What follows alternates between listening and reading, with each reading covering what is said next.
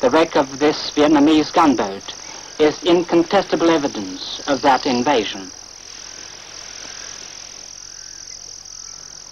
Starting from September 1977, the Vietnamese army launched a series of massive, premeditated and unwarned invasions.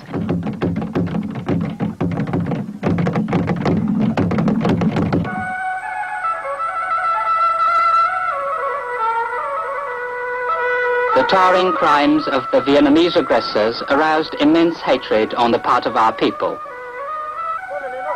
People, old and young, were shot to death. Like fascists, they shot our womenfolk after raping them. Their brutality exceeded that of the US imperialist mercenaries. While the Khmer Rouge fumed with indignation, their own attacks across the Vietnamese border were exceptionally barbaric. Yet despite these provocations, the Vietnamese said nothing for more than a year. They were playing a waiting game. They were probing and testing the Pol Pot regime, trying to force a new border settlement while ignoring the one they'd made with Sihanouk during the war.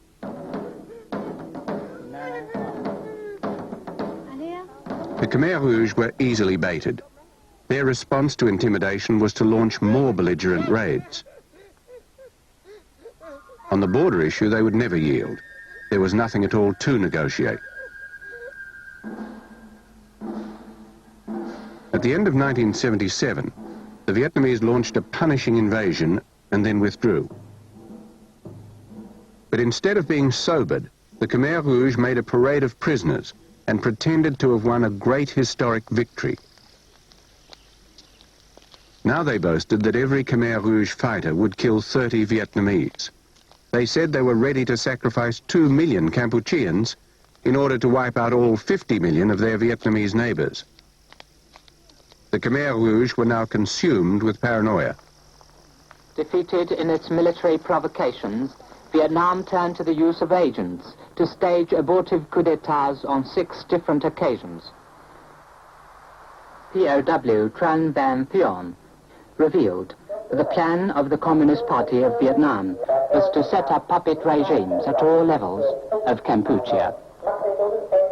From these confessions, it is evident that the Vietnamese aim at forcing Kampuchea to join an Indochina Federation dominated by Vietnam. Comrade Pol Pot pointed out that we have won initial victory, but our enemies will not be reconciled to defeat. We must be vigilant and be ready at all times to defend our motherland.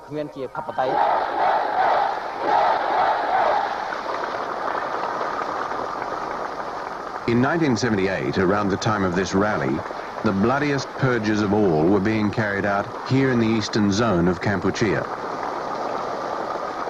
As the witch hunt for Vietnamese spies became more and more desperate, the Pol Pot regime was destroying itself from within. At least 100,000 were slaughtered because the Khmer Rouge leaders here were accused of being contaminated by the Vietnamese.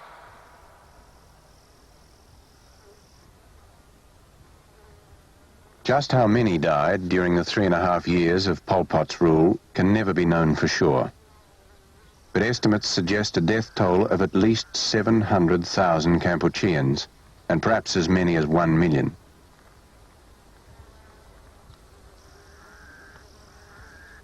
As the one great ally and sponsor of the Pol Pot regime, China must have known of these atrocities. After the death of Mao Zedong, the Chinese had denounced and purged their own radicals, known as the Gang of Four. And yet, in the case of Kampuchea, the Chinese were committed to backing the Khmer Rouge to the bitter end. Indeed, as they warned of Vietnam's military preparations, they stepped up their deliveries of aid and war materials to bolster the Khmer Rouge. There is no contradiction because between the Chinese internal policy and the Chinese external policy, because China mainly takes into account the Soviet danger and the Vietnamese danger. So since the Gang of Four in Cambodia, that is to say Pol Pot and Madame Pol Pot, Ieng Sari and Madame Ieng Sari, and the fifth one is Khieu Saphon, but Khieu Saphon is just a figurehead in the hands of Pol Pot and Ieng Sary. So China has to support them because they can't bleed the Vietnamese. Their army still is strong. The Vietnamese leaders in Hanoi had proved their military genius and refused to kowtow to China.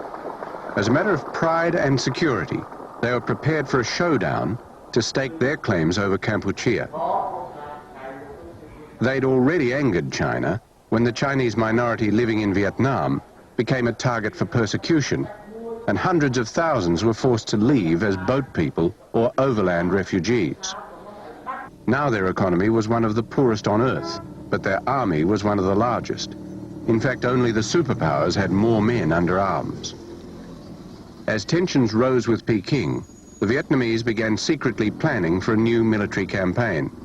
But first they needed insurance from a superpower ally. The Vietnamese prepared in their own way to set up a friendly regime in Cambodia.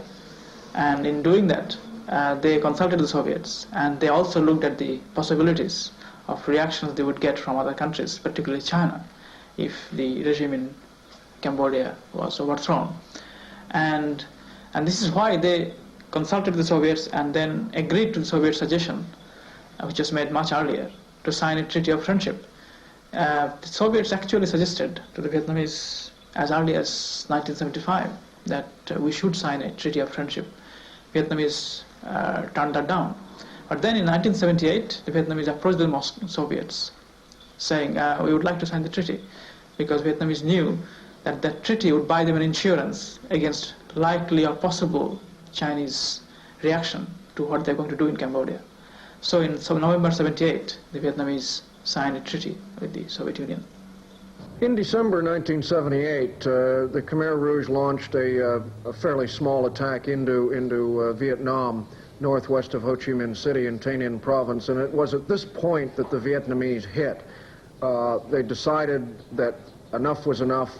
They were going to go for broke. They had neither the political nor the underlying current of a revolution in Kampuchea, and they decided to go for broke.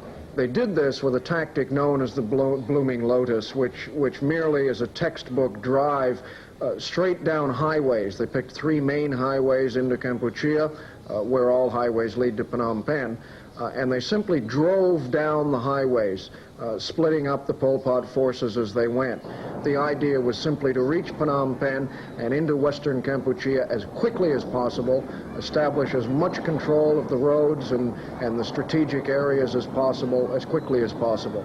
And this is what they did with the so-called Blooming Lotus. The Pol Pot forces were put into massive disarray. So the original tactic did work. It did establish the command, and it did get the Vietnamese into Phnom Penh, where they could quickly claim victory. It took some 2 weeks to reach Phnom Penh. When the capital fell on the 7th of January 1979, the Vietnamese had won control of Kampuchea. After 3.5 years of terror, the Pol Pot regime had collapsed. To cap their stunning victory, the Vietnamese had even planned to kidnap Sihanouk from house arrest. But just a day before Phnom Penh was captured, the prince was released by the Khmer Rouge and flown out to China. Pol Pot himself and the leading Khmer Rouge then fled to the jungle only hours in advance of the Vietnamese juggernaut. It all appears very confused when communists start fighting communists, but I think it's fairly simple here, really. The border fighting merely provided an excuse for something that was bound to occur sooner or later.